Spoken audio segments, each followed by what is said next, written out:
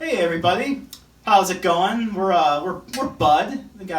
My name's Felix. We got Jeff on the Durmstrom, on the Humstrom, and then we got Alex Winkler on the trombone, and old John Brown Homeless tickling the ivories at the end there. I think you mean the ebonies. That's racist, Winkler. Anyway, so we should probably play a song for everybody and remind them what we've been up to since quarantine. So all right, you want one and the two and the 1, 2, 3, 4. All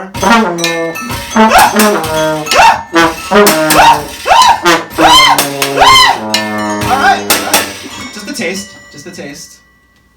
So we actually got our first review ever done today by a guy named Steve. He runs a thing called YourBandSucks.com, and he wrote a review about us, and I'm going to read it.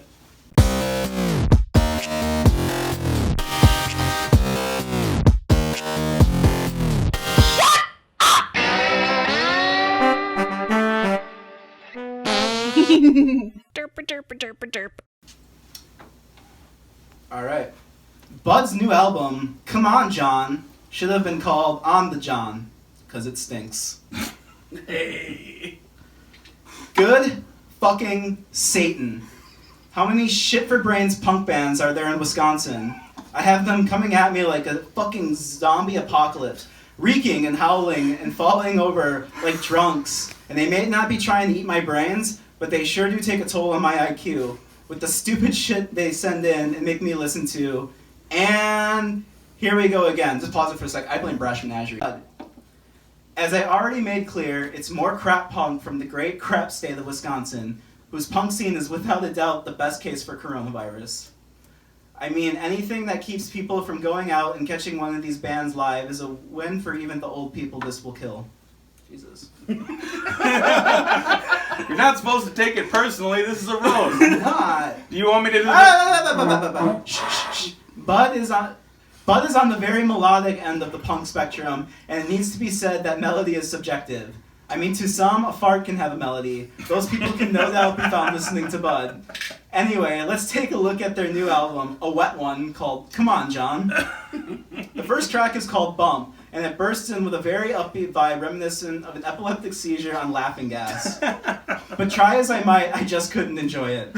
I suspect it's the lead guitar that sounds like a bagpipe losing air,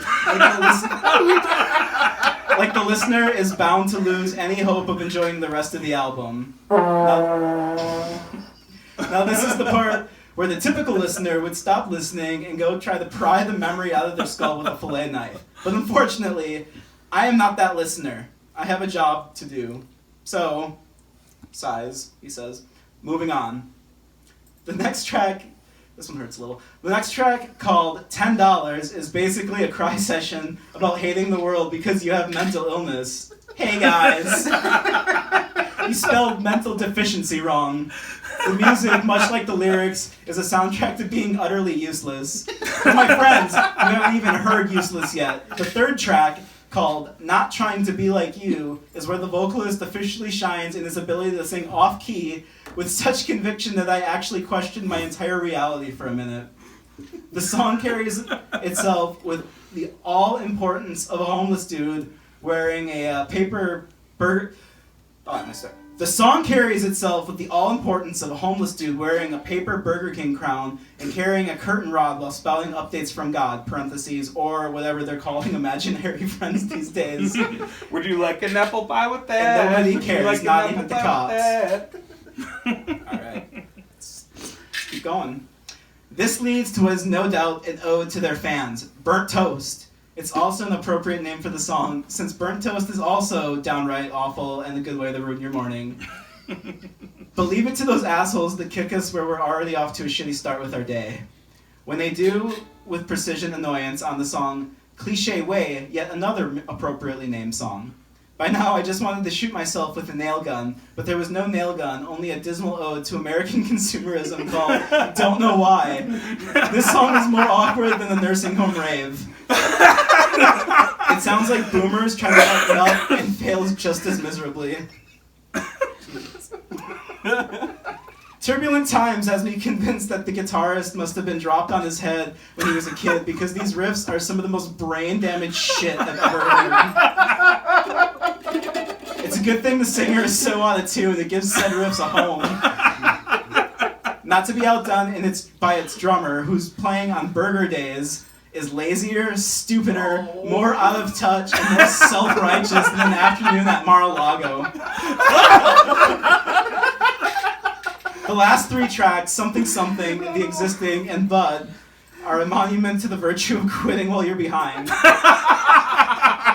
11 songs behind, to be exact. But of course, these blind as a bat queef muffins never got the memo, and so, here we are. And now here I go to find me a fillet knife. This album is the perfect soundtrack to a life in prison as the prom queen. Due to COVID-19, Bud had to cancel several scheduled shows. Do your part. Have a block party orgy and spread the coronavirus so Bud can't spread their music. Your country is counting on you. Thanks, Steve.